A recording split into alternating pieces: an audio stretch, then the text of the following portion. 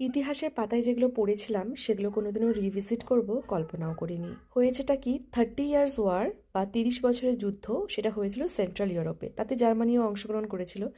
তবে যখন এই যুদ্ধটা শেষ হয়েছিল সেই ব্যাপারটাকে সেলিব্রেট করার জন্য আনন্দে এখানকার মানুষজনেরা প্রত্যেক বছর সেপ্টেম্বর মাসের ফার্স্ট উইকে সেলিব্রেশন করে। 3 দিনের এই সেলিব্রেশন শুরু হয় শুক্রবার থেকে, শনিবার রবিবার অবধি চলে এবং লাস্ট দিনে মানে রবিবার দিন হয় এই বিশাল আতশবাজি। আগের বছরও এই আতশবাজি দেখেছি, তবে বাড়ির জানলা দিয়ে সেরকম ভালো দেখা যায়নি। তাই এবছর কোথা থেকে ভালো দেখা যায় সেই স্পটগুলো জেনে রীতিমতো আগে থেকে আটঘাট বেঁধে গেছিলাম। আমরা যেখানে থাকি মানে পাহাড়ের ওপরেই হয় আতশবাজি।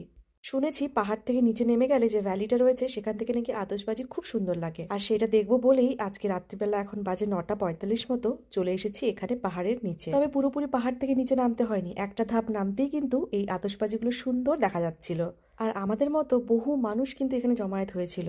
পাহাড়ের ওপরে মানে আমরা যেখানে থাকি ক্যাসেলের মধ্যে, সেখানে তো আলো আছে, কিন্তু আমরা যত পাহাড়ের ধাপে নামছিলাম তত কিন্তু এখানে কোনো আলো ছিল না। আর এই অন্ধকারের মধ্যে আমাদের মতো আরো অনেকেই যাচ্ছিল। কেমন একটা হালকা গা শিরশিরে ভাব দিচ্ছিল, কিন্তু তাও বেশ মজা আসছিল। 1 ঘন্টা চলেছিল এই আতশবাজি। তারপর আমরা এখন ফিরে আসছি। যখন ক্যাসেলের মধ্যে পৌঁছালাম তখন দেখলাম আমাদের মতো আরো অনেকে আতশবাজি দেখে ফিরছে।